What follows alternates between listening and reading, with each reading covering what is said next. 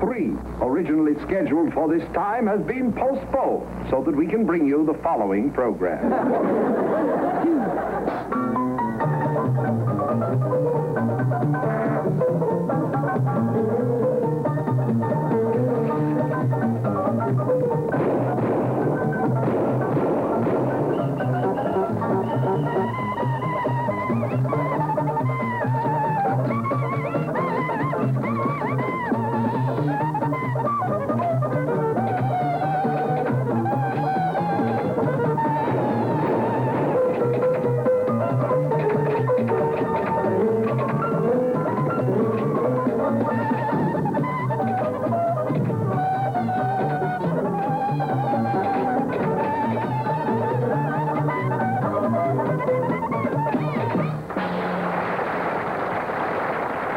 Good evening, ladies and gentlemen. I'm Hans Conried, the voice of Fractured Flickers. The voice of Fractured Flickers. Have you any idea what it's like to spend 40 years developing pear-shaped tones and then to wind up as the voice of silent films? Well, I'll tell you what it's like. It's like doing a show live from Forest Lawn. Here's your chance, America, to win all the things you've never needed. All you have to do is name the famous movie star who is standing in this crowd plain as day. Some of the fabulous motion pictures he has starred in are Tarzan of the Apes. Who can forget that poignant scene when Tarzan went ape? And can you ever forget him as the Lone Ranger, a sock performance? Remember that immortal cry, "Hi-yo, Silver!" And his award-winning role, "It Came from Beneath the Earth." The prizes for last week's second-place winners: a pair of tight shoes to Old Man Withers, liquid chewing tobacco to 11243, a pogo stick for Paul Bunyan, an elephant for Al Schweitzer. And now, here is the big winner, Bubbles Lamar. She didn't have the right answer, but in the opinion of the judges, she came the closest. And now for this week's glorious prizes: a dozen aunts, a dozen uncles, your own moon, your own girl, a year's supply of dandruff, London, England, 8 bunion pads, a backyard barbecue, some home movies, and a year's supply of oatmeal. Follow these simple instructions. Write the mystery star's name on a blank sheet of newspaper and address the envelope to Crowd, Box 3. Then take it to your nearest mailbox. If your writing is illegible, simply mark an X on your wife and send her in. Bang! No dead. Remember, the star is in this gathering. One final clue: he is Hollywood's happiest married man, and his wife just gave birth to quintuplets.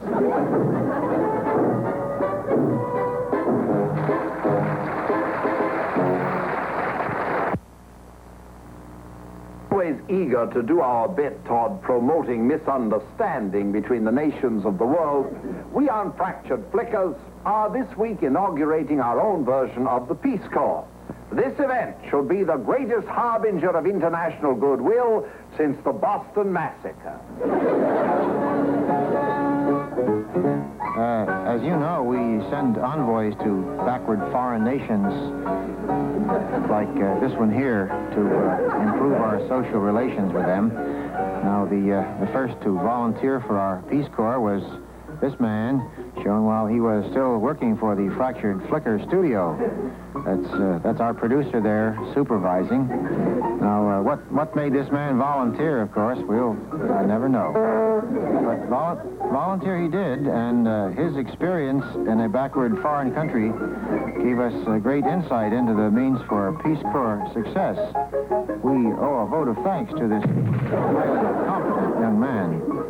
The first thing we learned from him was this: regardless of the means of transportation you choose to leave this country, it's vital to arrive in a new country in a vehicle of suitable dignity. A good first impression is important, and we suggest this Lincoln Continental Touring Tractor for the impression of earthy dignity.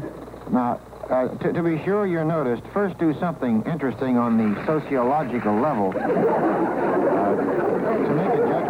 on this. Let me say it discourages, and people will welcome you with open arms. Since practical jokers are loved by everyone, a few friendly pranks are guaranteed to get you off on the right foot, or whatever the case may be. Demonstrate your sense of fair play. They'll look up to you for it. Simple peasants are impressed by raw strength, so at the first opportunity, display the brute power of your finely tuned body. Having thus made a smart first impression, enter into simple peasant work. Demonstrate your willingness to work hard and the reluctance to sit down on the job.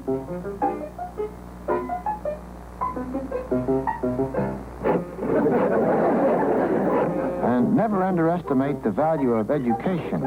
If there's one thing everybody respects, it's a man who really knows his work. Working knowledge of animal husbandry will stand you in good stead.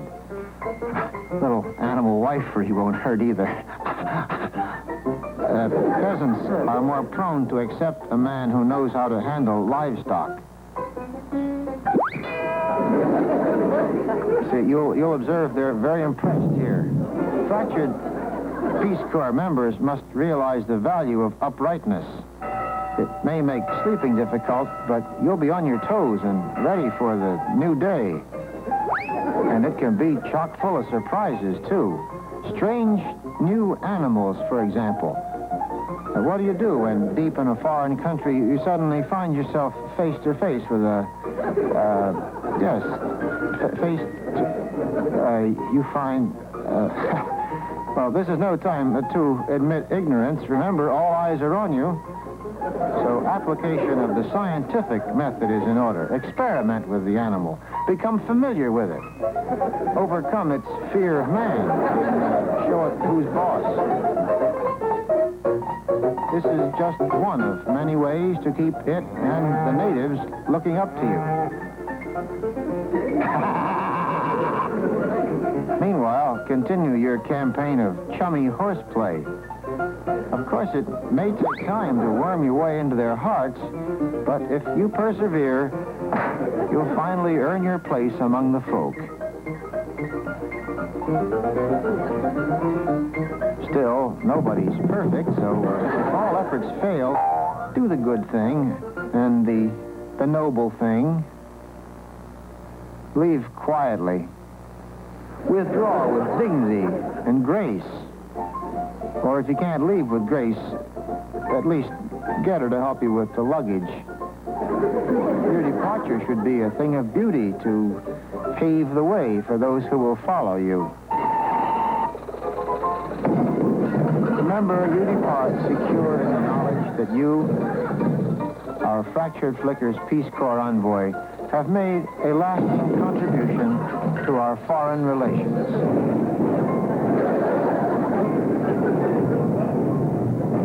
It's not a bad idea, though, to pick up a hostage on the way out of town, just in case. Portable camouflage is handy, too. By the way, this film was actually shot on location in a backward foreign country, Alabama. Ladies and gentlemen, we on Fractured Flickers are happy to have this evening a visitor from across the sea. A lovely lady indeed, a fine actress, and a clever comedienne. Great Britain's answer to vitamin shots, Miss Diana Dors. Thank you, Hans. It's so nice to be here on Shattered Flickers. That's Fractured Flickers. Well, I know you do something dreadful to them. Well, I'm sure you'll be delighted to know that after our interview today, we're going to serve tea. Oh, well, could I have coffee instead? Coffee? Coffee. Well, of course, if you insist. Hold the tea back, George. Miss Dors, tell me, are you a fan of Fractured Flickers? Oh, I certainly am. I just love it when the horse talks back to the man. Well, that's another program. On our program, we rewrite old movies and tell a ridiculous story, add our own words and sound effects to them. And the poor things can't even fight back. Well, I think that's A sticky wicket? dirty pool. Well, I'm sure our viewers would like to know something about British television, Miss Dawes. Is TV as big there as it is here? Oh, yes, indeed. Oh. What are the popular programs? Well, there's Z Cars and Coronation Street, and that was the week that was. And then, of course, typically English programs like Gunsmoke and The Phil Silver Show. American programs are popular, too. Definitely. Of course, some of them have to change their names to something that our audiences can understand. Such as? Well, 77 Sunset Strip had to change its name to Soho Is My Beach. And the Beverly Hillbillies are now known as the Berkeley Squares. That's much better. Tiger. But there's a lot of interchange between our countries in the entertainment business, Hans. American actors are working in England, the same as English actors are working here. A sort of a hams across the sea, you could say. No, I couldn't. Well, there is a great deal of interest here as to what happens in England. You know, I think we follow your election returns as closely as we follow our own. Incidentally, Miss Dors, are you a conservative or liberal? Well, it's all according to my mood. For instance, when it comes to buying a gown, I'm conservative. But when it comes to filling it out... You're a liberal, I can see. Perhaps you tell me something now, Hans. Oh, anything. Why was I invited to be on your program? Well, now, for one thing, people get tired of just looking at old me and old movies. And you do brighten up the view considerably. Oh, thank you. But what I really wanted to ask you, what do you think the English audience would say if we were to show fractured flickers on English television? I think they use that old British expression, Hans. Oh, you mean top hole or wizard? No. Bad show, old boy. Bad show. I'm afraid of that. But anyway, thank you and good night, Miss Diana Dors. And as we Americans say, cheerio and pip pip. And as we English say, see you around the pool hall.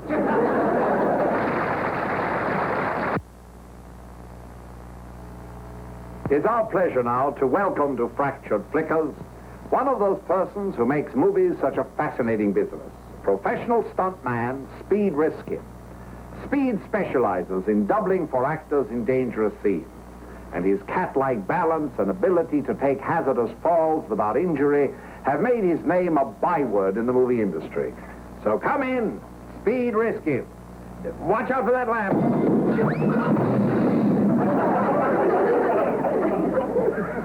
Let's roll the next flicker.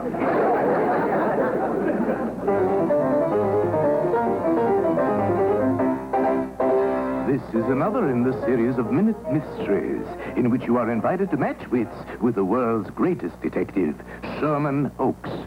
Now, Minute Mystery number 13, the case of the purloined denture. It all began one afternoon inside the palatial country estate of the steel magnate Jonathan Applegate. Applegate had decided to change his will, and for that purpose had summoned a local attorney, Supreme Court Judge Joseph Repstock. Applegate, if you change your will, your life won't be worth a plug nickel. But, heedless of the warning, Applegate directed his lawyer to call a gathering of all his relatives. Before the week was out, every Applegate was on his way.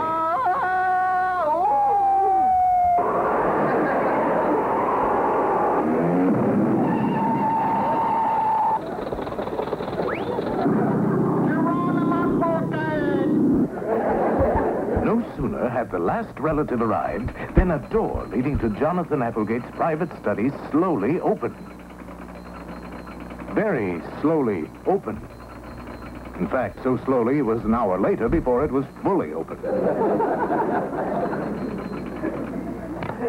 Lights went out and...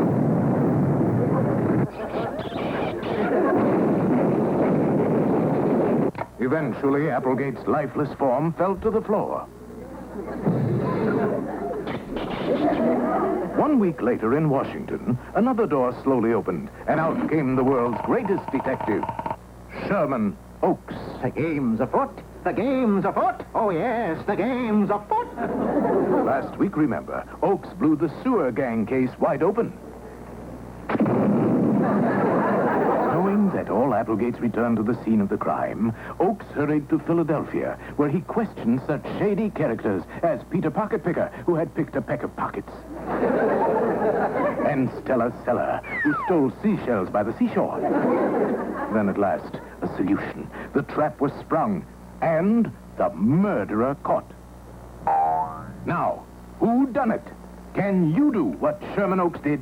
Can you solve this crime? Here are the clues. The murder knife, a man-eating duck, a sidewalk, poisoned water, a collection of various things, a flying goose, Profumo's address book. And now for the suspects. Harry Applegate, Mary Applegate, Teddy Applegate, Mother Applegate, Baby Applegate, Pippin Applegate, Winesap Applegate, and Applegate Turnover. And now you have just 60 seconds to name the killer. Time's up. If you named the butler, you were right.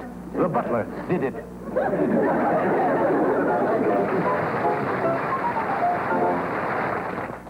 And now, before our next flicker, just a couple of...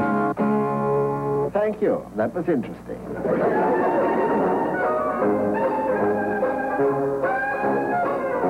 And now Glipton Soup brings you Teenage Tips starring Ricky Teenage. That's right, gang. This is Ricky Teenage. And today I want to pass along some tips on popularity. So let's just check with the mailman and see what's bugging you cats out there the most. Merle Squink, a student at Edward Arnold High, writes, Mummy and Daddy bought me this Keen mirror and a Christian Dior suit, but the kids still say I don't look right. Here's a teenage tip, Merle. Pay more attention to your feet. When you're preparing to go out on that important date, remember that shoe polish can be a boy's best friend. Yes, plain old shoe polish.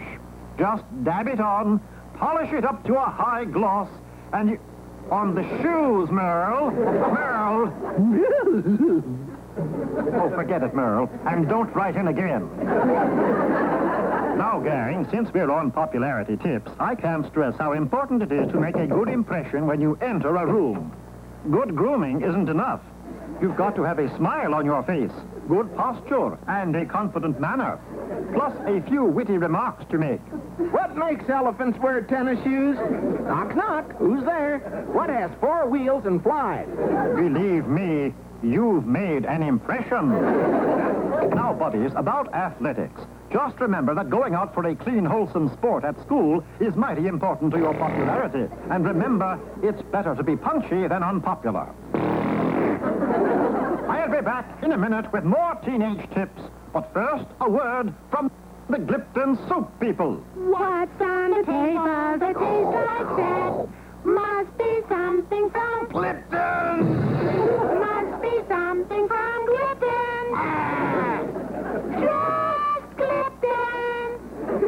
And teenagers, when you eat your Gliptons, or anything else, remember what an important part in popularity table manners can play.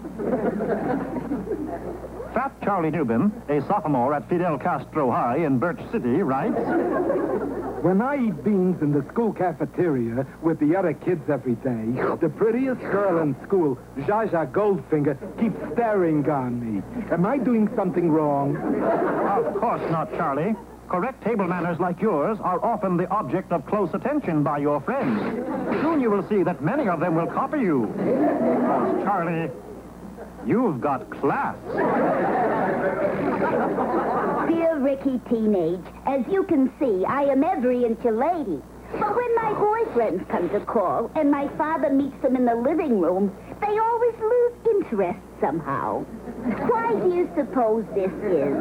Signed, Wanda Jean Obese. Wanda, I'd like to show you 2 fine kids that have worked this problem out for themselves. The father, in this case, also wanted to meet the young man who came to call on his lovely daughter, Lila Mae Stallcup. But the boy, John Fitzgerald Needleman, a pole vault champ at Attle of the Hun High, was desperately afraid that if he met Lila Mae's father, he, the father, might find out that he, the boy, drove a hot rod. But in this case, he was needlessly worried. The story turned out happily because it developed that Lila's father wasn't nearly as headstrong as they thought.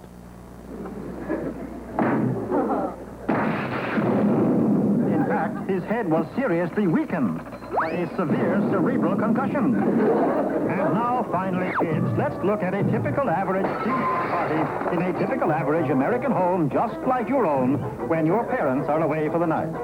Yes, throwing a party like this when Mom and Dad are gone is the true road to popularity.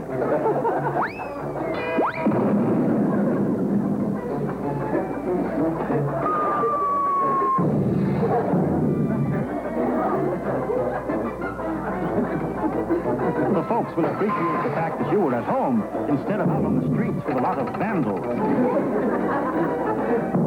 And gang, when the police show up, assist them in any way you can.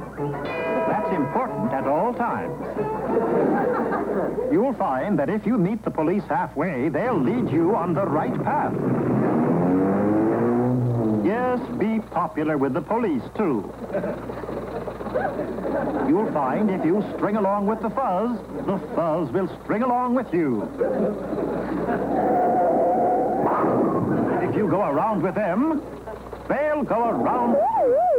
And they'll be more tolerant of your typical teenage driving habits. Habits that make you so popular with the bunch.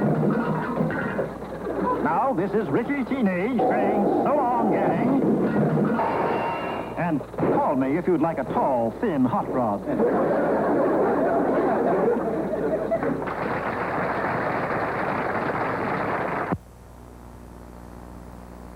If you people in our audience would like to appear in one of our fractured flickers, here are the rules.